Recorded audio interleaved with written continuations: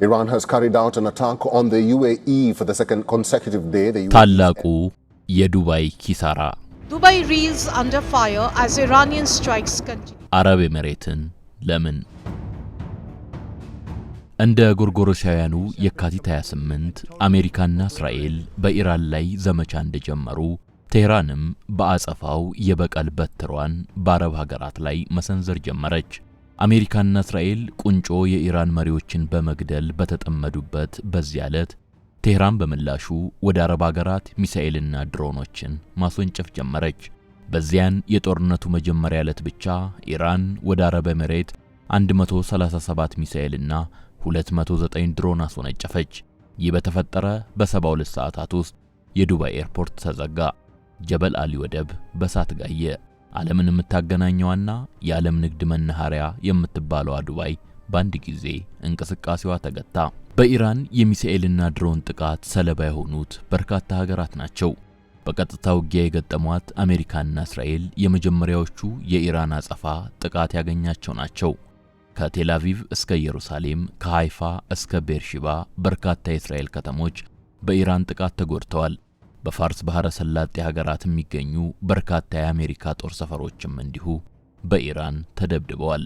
በቀጠናው ለአሜሪካና እስራኤል ድጋፍ ያደርጋሉ ያለቻቸውን በርካታ የአረብ ሀገራትንም ኢራን ደብድባለች። ይሁን እንጂ ከነዚህ ሀገራት መካከል የተባበሩት አረብ ኤሚሬት ላይ ኢራን ክፉኛ ጨክናለች። ኢራን ሌላው ቀርቶ መላው ዓለም ለሚሳሳላትና ለሚጓጓላት የወርቅ ከተማ ሲቲ ኦፍ ጎልድ የሚል ቅጽል ስም ለወጣላት ለዱባይ ጭምር አራራችላትም። ዱባይ ከተማ 60 በመቶ ገቢዋን የምታስገባው በወደብና በአየር ማረፊያዋ ከሚገኝ ገቢ ነው። ኢራን ሚሳኤል መተኮስ በጀመረች በ72 ሰዓታት ግን ሁለቱም አገልግሎታቸውን ለማቋረጥ ስለተገደዱ የዱባይ 60 በመቶ ገቢ ደርቋል። ኢራን ከሁሉ በላይ አረብ ኤሚሬትን በተለይም ዱባይን ኢላማ ያደረገችው ለምንድን ነው የሚለውን እንቆቅልሽ በዛሬው ዝግጅታችን እንመረምራለን። ዱባይ ከኢራን ጦርነት መቀስቀስ ወዲህ የገጠማትን ሰፈር ቁጥር የሌለው ኪሳራ በጭልፋ ቆንጥረን ልናሳያችሁ እንሞክራለን። ዱባይ ጦርነቱ ቆሞ በመካከለኛው ምስራቅ ሰላምና መረጋጋት ቢሰፍን እንኳ በቀላሉና በቶሎ ወደ ነባር ሁኔታዋ ትመለሳለች ወይ የሚለውንም ጉዳይ መልስ ለማፈላለግ እንጥራለን። አዘጋጁ ጌዲዮን አያና ነው። አብራችሁን ቆዩ። ዱባይ የዓለም ንግድ መዲናና ወሳኝ መገናኛ ድልድይ ናት። ዱባይ በዓመት 17 ሚሊዮን ቱሪስት ትቀበላለች። ዱባይ ኤርፖርት ብቻውን በዓመት 95 ሚሊዮን መንገደኞችን ያስተናግዳል። በዚህ ኤርፖርት የሚገለገለው ኤሚሬት አየር መንገድ ደግሞ 280 ግዙፍ አውሮፕላኖች ያሉት ሲሆን ወደ 137 የዓለም አቀፍ በረራ መዳረሻዎች ያሉትና በዓመትም ወደ 74 ሚሊዮን ተጓዦችን የሚያመላልስ ግዙፍ አየር መንገድ ነው። ዱባይ የዓለም የትራንስፖርትና የሎጂስቲክስ ዘርፍ መዲናም ናት። ይህን ደግሞ ዲፒ ወርልድ የተባለው የባህር ንግድና የወደብ አገልግሎት ተቋሟ ያረጋግጣል። ዲፒ ወርልድ በመላው ዓለም ወደ 250 ተርሚናሎችና ወደ 1000 የሎጂስቲክስ ማዕከላት አሉት። ተቋሙ በ6 አህጉራት በሚገኙ ከ40 በላይ ሀገራት ውስጥ ስራውን የሚሰራ ሲሆን የዓለምን የኮንቴነር ጭነት ዝውውር 10 በመቶ የሚመራ ወሳኝ ዓለም አቀፍ ድርጅት ነው። ከኢራን ጦርነት መጀመር ወዲህ ዱባይ ከባድ ኪሳራን ያስተናገደችው። ቱሪስቶች የሚርመሰመሱበት ቡርጅ አልአረብ ሆቴል ማርች 1 ቀን በኢራን ድሮን ተመታ። በዘንባባ ቅርጽ የተሰራው የፓልም ጁሜሪያ ደሴት ላይ የተገነባው ሆቴልም በሳት ነደደ። በኢራን የሚሳኤልና የድሮን ድብደባ የዱባይ ከተማ መሰረተ ልማቶች ክፉኛ ተጎድተዋል። ሰው የሚበዛባቸውና ቱሪስት የሚያዘወትራቸውን የሲቪል ተቋማት ሳት ላይ ነበር ኢራን የምትተኩሰው። ዱባይ ባላት አቅም ሁሉ ሚሳኤልና ድሮኑን ለማምከን ብትሞክርም ከሚሳኤል መከላከያ አጥሮ አልፎ የሚወድቀው አረር ግን ከተማዋን ጎድቶታል። ዱባይ ብቻ ሳትሆን የአረብ ኤሚሬት ሌላኛዋ ትልቅ ከተማ አቡዳቢም ከባባድ ጉዳቶችን አስተናግዳለች። የአቡዳቢው ትልቁ ጋዝ ማጣሪያ ሀብሻን 2 ጊዜ ተመቶ ጉዳት ደርሶበታል። የድርጅቱ ባለቤት አድኖክ ጋዝ እንዳስታወቀው አሁን ላይ 60 በመቶ ብቻ ነው የማጣሪያው የማምረት አቅም የቀረው። እንደምንም ጠጋግኖ ወደ 80 በመቶ ለመመለስ ጥረት እየተደረገ መሆኑንም አስታውቋል። አልዳፍራ የአየር ኃይል ጦር ሰፈር ጭምር ከኢራን ጥቃት አልተረፈም። በዚህ የጦር ሰፈር የአሜሪካ አየር ኃይል ከትሞበታል። ከአሜሪካ በተጨማሪም ፈረንሳይም ጦር አስፍራበታለች።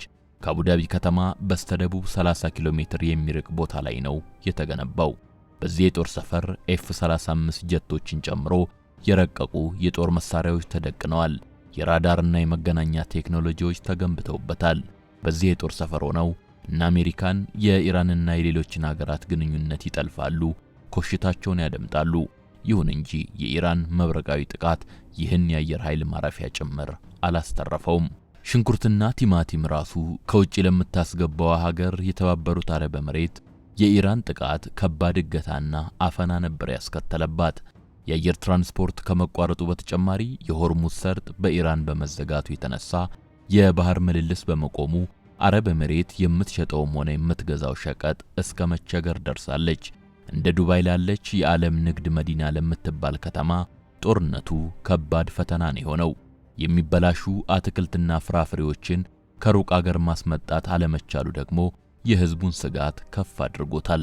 የተባበሩት አረብ ኤምሬት መንግስት ከ4 እስከ 6 ወራት የሚበቃ መጠባበቂያ ምግብ አለን የሚል ተስፋ ለዜጎቹ ቢሰጥም ዳሩ ግን የባህሩም የአየሩም መተላለፊያ ዝግ መሆኑን ተከትሎ የምግብ ሸቀጦች ሽሚያ ተፈጥሮ ነበር።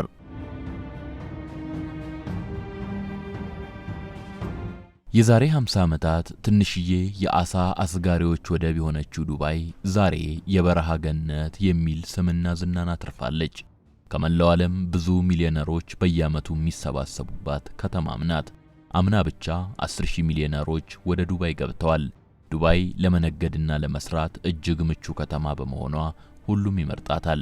በርካታ ባለሀብቶችና ቱጃሮች ዱባይ አስተማማኝ ደህንነትና ሰላም ያላት ከተማ በመሆኗ ሀብታቸውን በዚያ ለማፍሰስ አይሰጉም። አምና ወደ ዱባይ የገቡት 10,000 ሚሊዮነሮች በድምሩ ወደ 63 ቢሊዮን ዶላር ሀብት ይዘው ነው የመጡት። ይህ ሁሉ ሀብት ከመላው ዓለም የሚንቆረቆርላት ዱባይ እስከ ኢራን ጦርነት መጀመር ድረስ በኢንቨስተሮች ቀዳሚ ምርጫ ነበረች። ዱባይ ከየትም ግባ ከየትም ማምጣ ይዘህ የገባውን ሀብት ምንጭ አትጠይቅህም። ዱባይ ዜሮ የገቢ ግብር ነው ያላት። እጅግ ዘመናዊና ቀልጣፋ መሰረተ ልማት እንዲሁም ውጤታማ ቢሮክራሲ ይዛ ነው ማንንም የምትጠብቀው። በአጭር ሰዓታት ፈቃድ አውጥቶ ወደ ንግድ ኢንቨስትመንትና ቋሚ ሀብት ወደ ማፍራት መግባት ይቻላል። ሪል ስቴት፣ ሸቀጣ ሸቀጥ፣ አውቶሞቲቭ፣ ኤሌክትሮኒክስ፣ ዲጂታል ቴክኖሎጂ፣ አልባሳትና ጌጣጌጥ፣ ወርቅ ንግድ፣ ሆቴልና ቱሪዝም፣ መዝናኛና ትራንስፖርት፣ ማንም የፈለገውን ዘርፍ መርጦ መሸጥ መለወጥ ይችላል። የቪዛ አገልግሎትና የመኖሪያ ፈቃድ አሰጣጧን ቢሆን ቀልጣፋ በመሆኑ ትመረጣለች። የኢራን ጦርነት ከጀመረ ወዲህ ግን የዱባይ ንግድ፣ ቱሪዝም፣ ሸቀጥ ግብይትም ሆነ የወደብ አገልግሎትና ሌሎችም ዘርፎች ክፉኛ ነው የተመቱት። ከፍተኛ ደረጃ የደረሰው የባንክና የፋይናንስ ዘርፏን ቢሆን ባንዴ ተሽመድምዶ ነበር። ገንዘብ መላክና የበይነ መረብ ንግድ ማድረግ ከባድ ስራ ሆኖም ነበር። በዱባይ የሚገኘው ትልቁ የአማዞን የንግድ ማዕከል ከባድ ጥቃት እንደደረሰበትም ተረጋግጧል። የዱባይን ህይወት የበለጠ ለማክበድ የቆረጠችው ኢራን ግን በሚሳኤልና ድሮን ከምታደርሰው ድብደባ የባሰ ቅጣት ስትጥል ታይታለች። ዱባይ 90 በመቶ ትኩስ አትክልትና ፍራፍሬ ከውጭ ሀገር ነው የምታስገባው። ኢራን ደግሞ ወደ ዱባይ ብዙ ምርት ከሚልኩ ሀገራት አንዷ ናት። ጦርነቱ በተጀመረ በማግስቱ ግን ኢራን ወደ ዱባይ የምትልከውን ትኩስ አትክልትና ፍራፍሬ የማቆም ማዕቀብ ጥላለች።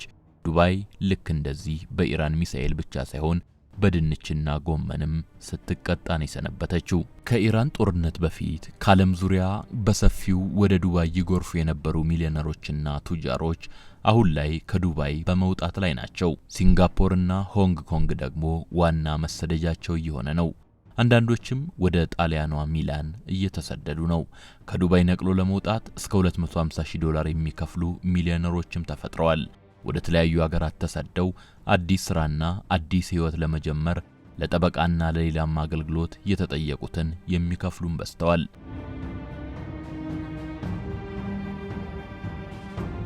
በዱባይ በአጠቃላይም በአረብ ኤምሬት የቁጠባም ሆነ የኢንቨስትመንት ፈንድ መሰብሰብ አልተቻለም። ንግድ፣ ቱሪዝምና ሸቀጥ አቅርቦት ሁሉ ተስተጓጉሎ ነው የሰነበተው። ኢንሹራንሶች የጂኦፖለቲካ ሪስክ ዋስትና በ70 በመቶ አሻቅቦ ነበር። ልክ የሊባኖሷ ቤሩት በ1970ዎቹ እንዳጋጠማት ሁሉ ሁሉም ዱባይን ጥሎ መሸሽ ምርጫው ሲሆን ታየ። የሊባኖሷ ቤይሩት ከተማ የመካከለኛው ምስራቋ ስዊዘርላንድ ትባል ነበር። በሜዲትራኒያን ባህር ጠረፍ የተከተመች ፓሪስ እየተባለችም በአንድ ወቅት ትጠራ ነበር።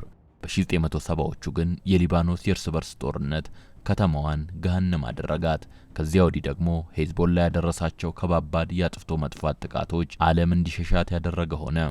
የቤይሩት ፀሐይ በጨለማ ማግስት የአረብ ኤምሬቷ ዱባይ ደግሞ በመካከለኛው ምስራቅ መፍካት ጀመረች። ታይቶ የማይታወቅና ዓለምን እንደ ማግኔት የሚስብ ንግድና ኢኮኖሚም ገነባች። ዱባይ በቅርብ 10 ዓመታት የዓለም የነዳጅ ዋጋ የሚወሰንባት፣ የዓለም ወርቅ ዋጋ የሚተመንባት፣ የዓለም ብረት፣ አልሙኒየም፣ በጥቅሉ ሸቀጥ ገበያ ሁሉ የሚወሰንባት ሀያል ከተማ ወደ መሆን ተሸጋገረች።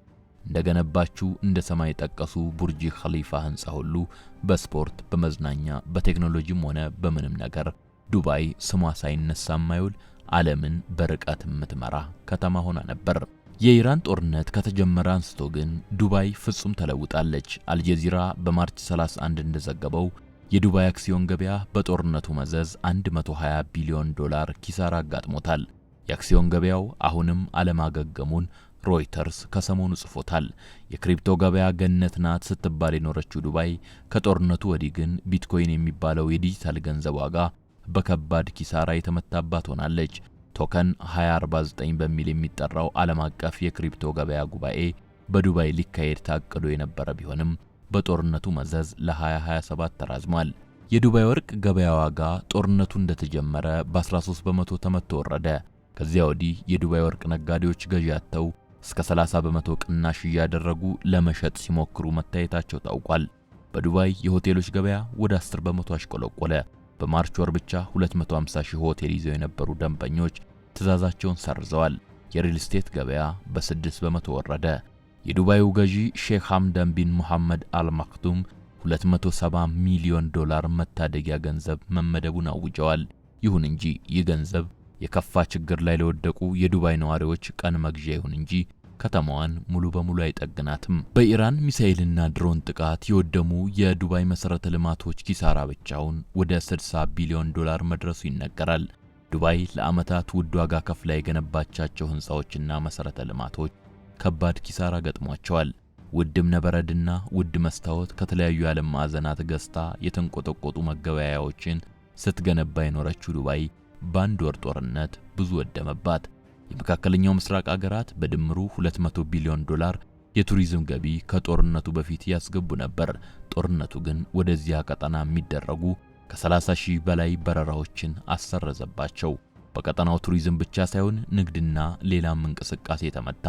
በዚህ የተነሳ ጦርነቱ ከተጀመረ አንስቶ ቀጠናው በየቀኑ ወደ 600 ሚሊዮን ዶላር ኪሳራ እንደሚያጋጥመው አንድ ጥናት አረጋግጧል።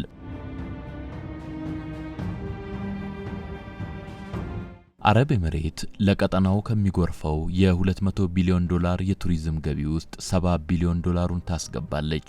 ይህ ገቢ ደግሞ የሀገሪቱን 12 በመቶ ጥቅል የኢኮኖሚ ገቢ ወይም ጂዲፒ የሚሸፍን ነው። የቱሪዝም ገቢ ድርሻ በቅርብ ዓመታት ከፍተኛ ጭማሪ አምጥቷል። ላብነትም በ2025 ያገኘችው 70 ቢሊዮን ዶላር ከ2019 አንጻር የ22 በመቶ ጭማሪ ያለው ነበር። በአረብ ኤምሬት የጉዞ ቱሪዝም ዘርፍ ገቢ በ6 ዓመታት ውስጥ 20 በመቶ ማደጉ ይነገራል። የኢራን ጦርነት ግን ይህን ሁሉ ነው ከአረብ ኤምሬት የቀማት። የኢራን ጦርነት ዱባይን ብቻ አራቅቶ የሚቆም አይመስልም።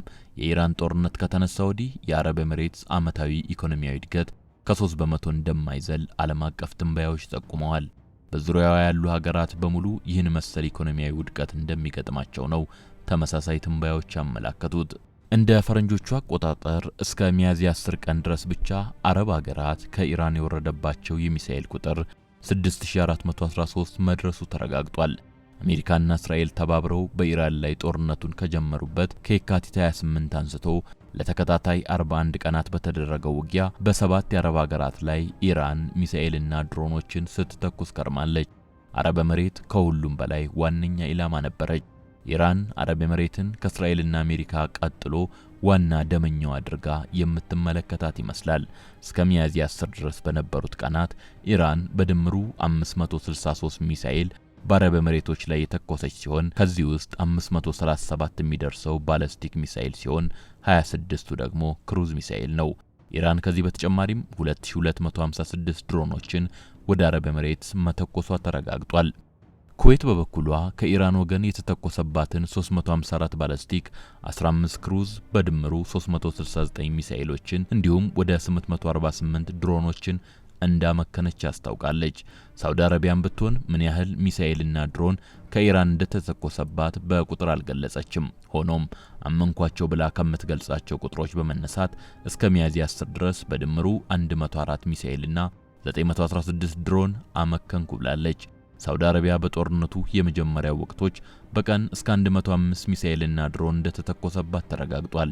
ሚያዝያ ከገባ ወዲህ ወይም ባለፈው ሳምንት ግን በቀን 31 ድሮንና 16 ሚሳኤል እንደተተኮሰባት የተመዘገበ ሲሆን በአማካይ 25 ሚሳኤልና ድሮን እየተተኮሰባት መሆኑ ታውቋል። የባህሬን መከላከያ ሰራዊት በበኩሉ በድምሩ 194 ሚሳኤልና 515 ድሮን ማምከኑን ሪፖርት አድርጓል። የቃጣር መከላከያ ባለስልጣን ደግሞ 227 ሚሳኤል፣ 111 ድሮን እና 2 የውጊያ አውሮፕላኖች ማውደሙን ይፋ አድርጓል። ዮርዳኖስ 291 ሚሳኤልና ድሮን እንደተተኮሰባት የአናዶሉ ዜና ምንጭ ጥናት ይገምታል። ኦማን ላይ ደግሞ በትንሹ 19 ድሮን መተኮሱንም ይጠቁማል።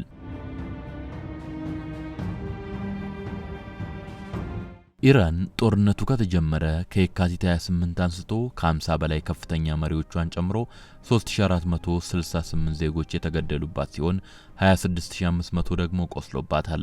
ከኢራን ጋር ውጊያ ከገጠሙት ዋናዋ የሆነችው እስራኤል ግን 35 ሰው ሞቶባት 7791 ሰው ብቻ የቆሰለባት ሲሆን አጃቢዋ አሜሪካ ደግሞ ከ13 በላይ ወታደሮች ሞተውባት 425 ዜጎችም ቆስለውባታል። የጦርነቱ ሌላኛዋ ግንባር የሆነችው ሊባኖስ 2679 ሰዎች የሞቱባት ሲሆን 8229 ደግሞ የቆሰሉባት ሲሆን እስራኤል በመተወስደው የመኖሪያ መንደሮችን የማውደም እርምጃ ሳቢያም ከ1 ሚሊዮን በላይ ህዝቦች ተፈናቅለውባታል። በአረብ ሀገራት ላይ አሁንም ሚሳኤልና ድሮን መተኮሷን የቀጠለችው ኢራን በጦርነት ጥናት ኢንስቲትዩት መረጃ መሰረት አሁንም ከፍተኛ የሚሳኤልና ድሮን ክምችት ይዛለች። ኢራን ከጦርነቱ በፊት የነበራት 70% የሚሳኤል ክምችት ገና አልተነካም። ከቦታ ቦታ የሚንቀሳቀሱ ሚሳኤል መተኮሻዎቿም 70% የሚሆኑት ገና አልተነኩም። ኢራን አሁንም ቢሆን የመዋጋት አቅሟ አለመሟጠጡን ይህ መረጃ ያረጋግጣል። የመካከለኛው ምስራቅ ሀገራት ከነዳጅ የሚያገኙትን ከፍተኛ ገቢ በውጭ ሀገራት ልማት ላይም ሲያውሉት ቆይተዋል። እነዚህ የአረብ ሀገራት በድምሩ $6 ትሪሊዮን የሚገመት ብሔራዊ የመጠባበቂያ ሀብት በውጭ ሀገራት ሀብት በመግዛትም ይሁን በማስቀመጥ አውለውታል። አረቦቹ የኢራን ጦርነት የማይቆም ከሆነና የኢኮኖሚ ኪሳራቸው በዚሁ ከቀጠለ ይህን ብሔራዊ ሀብታቸውን አውጥተው ሊጠቀሙ የገዙትን ሀብትና ንብረትም ሸጠውና ለውጠው ሊጠቀሙበት ይገደዳሉ እንደማለት ነው። ይህ ደግሞ ከነርሱ የተበደረ ሀገርም ሆነ ተቋም፣ የነርሱን ሀብት ያከማቸ ባንክ፣ የነርሱን ድርሻ የያዘ ድርጅትና ሌላም አብሮ ይከስራል እንደማለት ነው። የአረቦቹ ኪሳራ በአረብ ሀገራት ብቻ አይቆምም። የዱባይም ኪሳራ ቢሆን በዱባይ ብቻ አያበቃም። አረብ ኤሚሬቶች በውጭ ሀገራት ወደ $700 ቢሊዮን ሀብት አካብታለች። ወደ 2207 ድርጅቶችና ቅርንጫፎችን ወይም ድርሻዎችን ታስተዳድራለች። በእስያ ብቻ 47% ሀብቷን ያፈሰሰች ቢሆንም ከአውሮፓ እስከ አሜሪካና አፍሪካ የአረብ ኤሚሬትስ ሀብት የፈሰሰበት ድርጅትና ንግድ ብዙ ነው። ከዝነኛው የማንቸስተር ሲቲ እግር ኳስ ክለብ አንስቶ እስከ ሶማሊላንዱ በርበራ ወደብ ድረስ የአረብ ኤሚሬትስ ገንዘብ የፈሰሰባቸው የንግድ አውታሮች ብዙ አይነት ናቸው። ዛሬ ላይ ብዙ ሚሊዮነሮች ሀብት ንብረታቸውን ነቅለው ከዱባይ ወጥተው ወደ ሲንጋፖርና ሆንግ ኮንግ እየተሰደዱ ነው። ጦርነቱ እስከቀጠለ ድረስ ደግሞ ዱባይን የሚርቀው ብዙ እንደሚሆን ይገመታል። ትልቁ ጥያቄ ዱባይ ትመለሳለች ወይ የሚለው ነው። ዱባይ በቶሎ አገግማ እንደ ድሮዋ የዓለም ሀብትና ንብረት ሳቢ ማግኔት ትሆናለች ወይ የሚለው ብዙ ያነጋግራል። ከዚህ ቀደም ዱባይ በርካታ ፈተናዎችን ተጋፍጣ በጥንካሬ አገግማ አልፋለች። በ2009 በመላው ዓለም የፋይናንስ ኪሳራ ሲያጋጥም ዱባይም ተመታለች። ቋሚ ንብረት ዋጋ እስከ 60% ሲወርድና ኢኮኖሚው ሲንገዳገድ ዱባይ ተፈተነች። ይሁን እንጂ መጠነኛ ቀዶ ጥገናና የማገገሚያ ዘዴ በመጠቀም ከባዱን ኪሳራ አለፈችው። በ2019 ደግሞ የኮሮና ወረርሽኝ ከተፋለ። መላው ዓለም ተሸብሮ ዱባይም ስትናጥ ከረመች። በዚህ አስከፊ ሰዓት ነበር የአቡዳቢ ሼሆች ለዱባይ የደረሱላት። የመታደጊያ ገንዘብ ከእህት ከተማ ከአቡዳቢ ያገኘችው ዱባይ ተንገዳግዳ ያን አስከፊ ቀውስ ተሻገረችው። ከ2 ዓመት በፊት በዱባይ የደረሰው ጎርፍም ከባድ የኢኮኖሚ ፈተና ይዞ የመጣ አደጋ ነበር። እርሱንም ቢሆን እንዳመጣጡ ያለፈችው ዱባይ እስከ ኢራን ጦርነት ድረስ እንዳማረባት ነበር የዘለቀችው። አሁን ያጋጠማት የኢራን ጦርነት ተጽዕኖ ያስከተለው ኪሳራ ግን ከሁሉም ለዱባይ የሚከብድ ይመስላል። ዱባይ እንደቀደሙት ጊዜያት ዳግም አገግማ ወርቃማዋ የንግድ ከተማ በድጋሚ ለመባል ትችል ይሆን ወይ የሚለውን ግን በጊዜ ሂደት የምንመለከተው ይሆናል። አበቃን። ሰላም ለዱባይ፣ ሰላም ለኢራን፣ ሰላም ለመካከለኛው ምስራቅ፣ ሰላም ለዓለማችን።